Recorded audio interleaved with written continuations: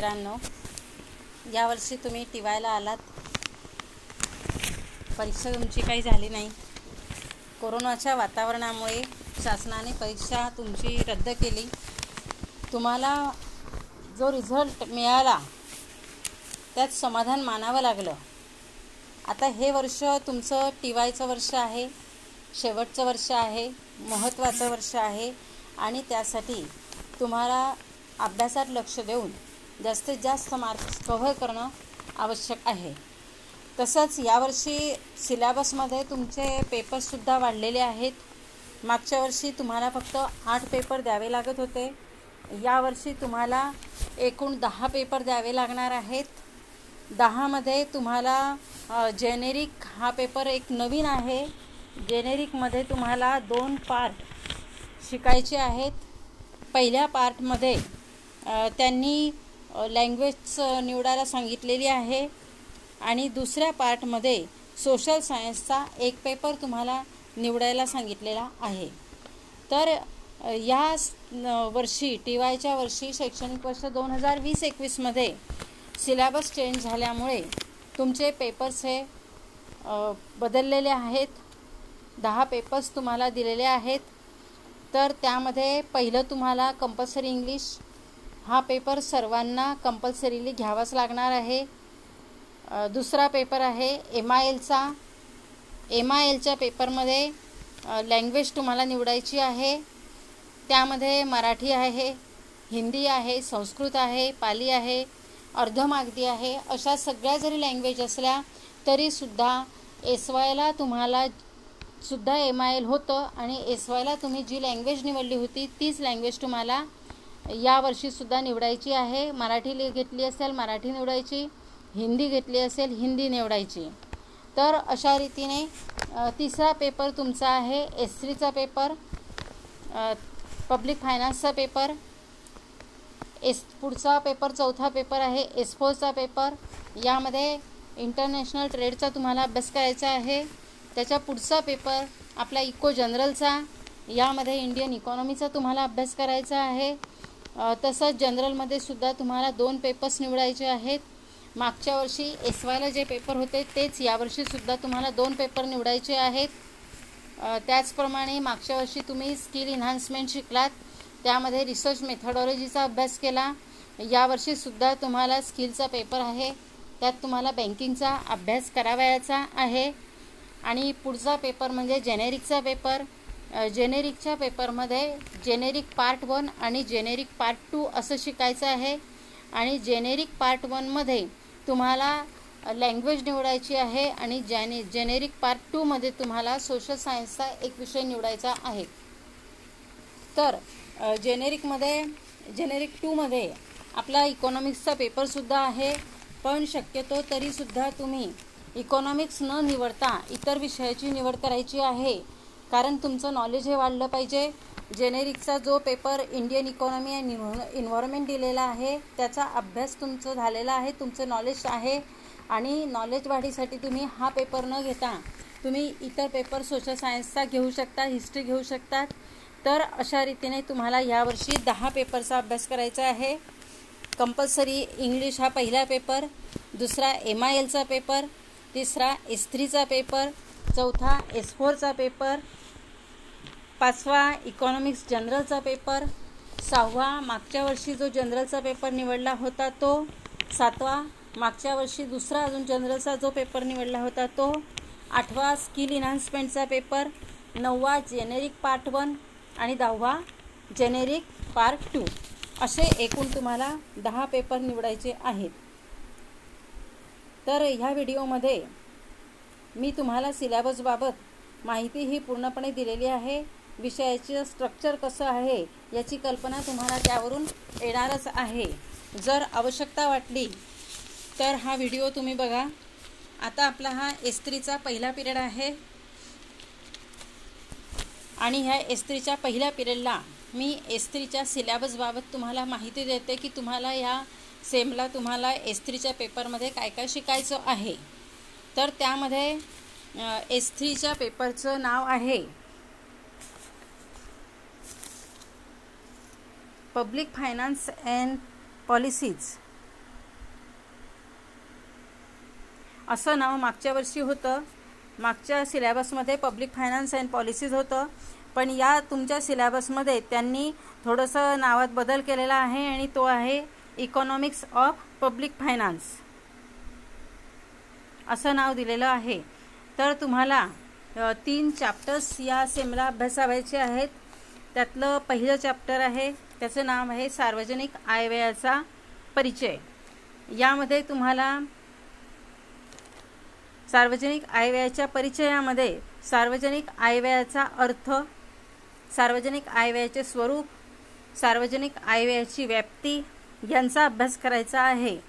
तसंच खाजगी आयव्यय आणि सार्वजनिक आयव्ययातील भेद, विकसनशील अर्थव्यवस्थेतील सार्वजनिक आयव्ययाचं महत्त्व काय आहे, महत्तम सामाजिक लाभतत्व यांचा अभ्यास तुम्हाला पहिल्या चॅप्टरला करावयाचा आहे. दुसरं चॅप्टर आहे सार्वजनिक उत्पन्न. तर ह्या सार्वजनिक उत्पन्नामध्ये सरकारला ज्या विविध मार्गांनी उत्पन्न मिळतं त्याचा अभ्यास करावायचा आहे.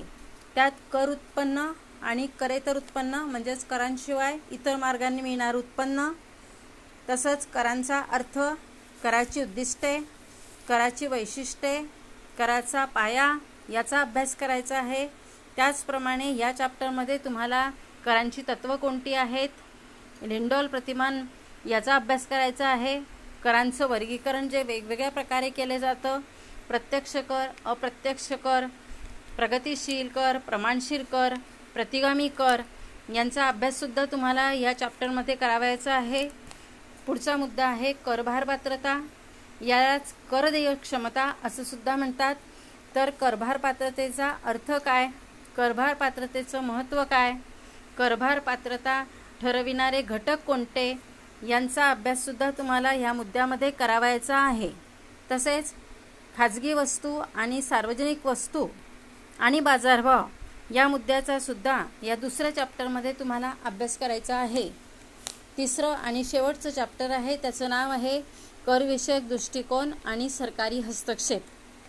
तर या मुद्द्यामध्ये कराघात, करभार आणि संक्रमण विषयक संकल्पना याचा अभ्यास करायचा आहे.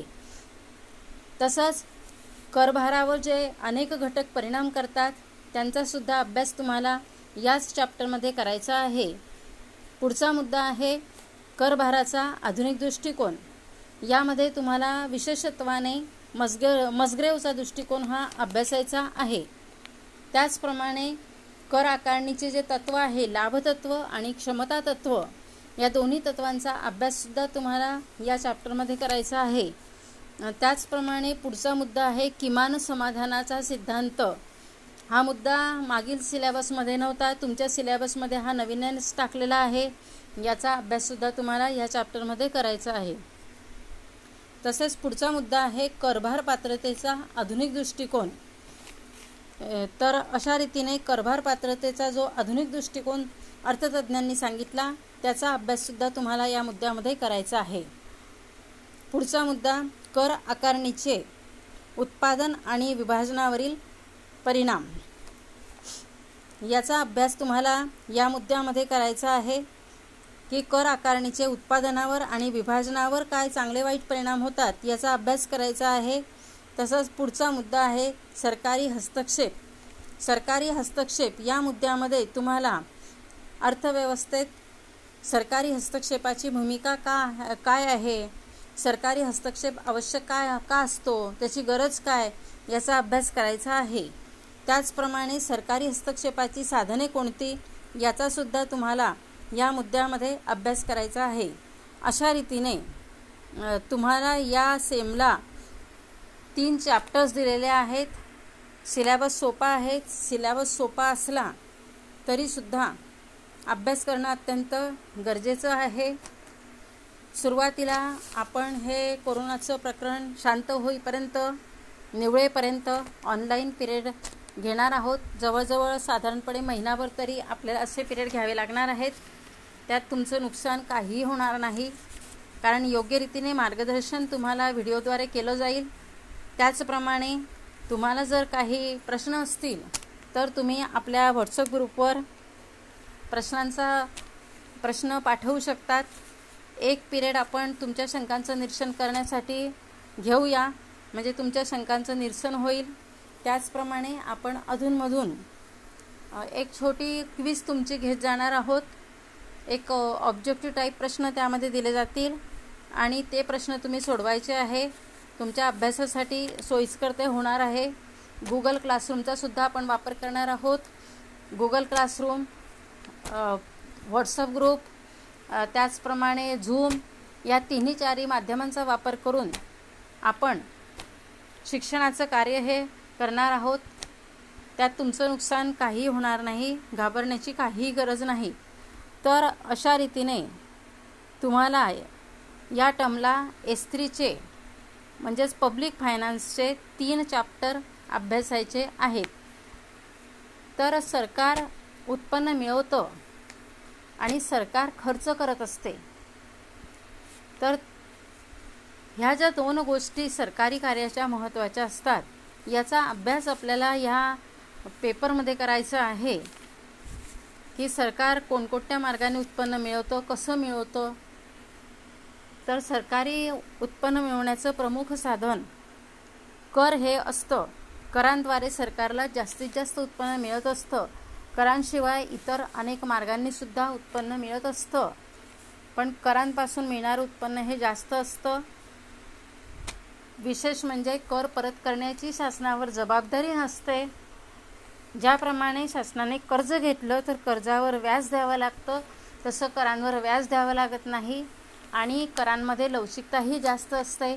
सरकारला हवं तितकं कर्ज, हवं तितकं उत्पन्न हे करांद्वारे मिळवता येतं. करांचे दर वाढवता येतात आणि म्हणून कर हे सरकारी उत्पन्नाचं प्रमुख आणि महत्त्वाचं साधन हे मानलं जातं. असं जरी असलं तरीसुद्धा सरकारी उत्पन्नाला कुठेतरी मर्यादा असते आणि म्हणून या दुसऱ्या चॅप्टरमध्ये आपण कर आकारणीचे जे वेगवेगळे परिणाम होतात त्याचासुद्धा अभ्यास करणार आहोत की कर आकारणीचे उत्पादनावर, विभाजनावर काय परिणाम होतात, वाईट परिणाम कसे होतात, त्यामुळे उत्पादनात घट कशी होते, आर्थिक विषमतेवर त्याचा परिणाम काय होतो, आर्थिक विषमता कमी होते का, याचा अभ्याससुद्धा आपण ह्या मुद्द्यामध्ये करणार आहोत.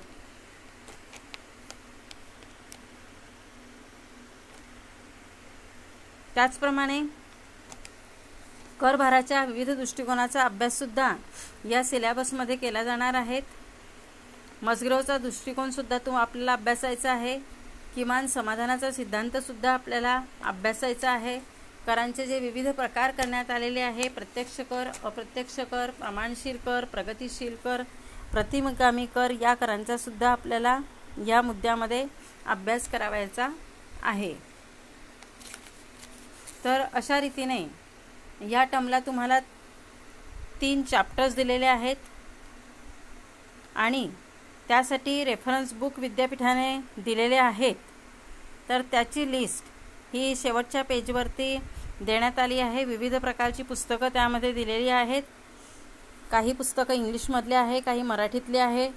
जरी त्यात नावं त्यांची इंग्लिशमध्ये असली तरीसुद्धा ती मराठीची पुस्तकंसुद्धा आहेत. त्यामध्ये सार्वजनिक आयव्यय, शेवटचं नाव सार्वजनिक आयव्ययाचे अर्थशास्त्र, डॉक्टर मनोज गायकवाड यांचं पुस्तक हे मराठीत आहे. राजस्व, देव आणि झांबरे यांचं पुस्तकसुद्धा मराठीत आहे. पुढचं पुस्तक भारतातील सार्वजनिक आयव्यय, डॉक्टर S.V. ढमढेरे यांचंही मराठीतच पुस्तक आहे. सार्वजनिक आयव्यय डॉक्टर विश्वास कदम हे पण यांनी पण मराठीतच लिहिलेलं आहे. सार्वजनिक आयव्यय सुधीर बोधनकर, सार्वजनिक आयव्यय नीता वाणी हे सुद्धा मराठीत पुस्तकं लिहिलेली आहेत. मात्र यात काही पुस्तकं मात्र इंग्लिशमध्ये सुद्धा आहेत. आता ही जी वरची पुस्तकं आहेत ही इंग्लिशमध्ये आहेत, तर इंग्लिश पुस्तकांचा सुद्धा आपण रेफरन्स घ्यायला हरकत नाही. तर अशा रीतीने सिलेबस सोपा असून सुद्धा अभ्यास करणं हे गरजेचं आहे. आणि अडीअडचणी असल्या तर आपण व्हॉट्सअपवर विचारायच्या, त्यावर चर्चा होईल. शंकांचं निरसन हे केलं जाईल. ऑनलाईन शिक्षण जरी असलं तरीसुद्धा विद्यार्थ्यांचं नुकसान हे होणार नाही. उलट ऑनलाईन शिक्षणामुळे तुम्हाला जास्तीत जास्त नॉलेज मिळणार आहे. कारण आमच्या ग्रुपवर जे विविध प्राध्यापकांचे व्हिडिओ येत आहे त्यांचं वितरण आम्ही तुम्हाला गुगल क्लासरूम किंवा व्हॉट्सअपवर पाठवणार आहे की त्यामुळे तुमचं नॉलेज हे वाढणार आहे, भरपूरशी माहितीही तुम्हाला मिळणार आहे. तर त्यासाठी विद्यार्थ्यांनी घाबरण्याची काहीही गरज नाही. आणि तुम्हाला यावर्षी जे तुम्ही TYच्या वर्गात प्रवेश केला आहे त्याबद्दल तुम्हा सर्व विद्यार्थ्यांचं स्वागत आणि तुम्हाला या TYच्या वर्गाच्या अभ्यासासाठी खूप खूप शुभेच्छा. ओके.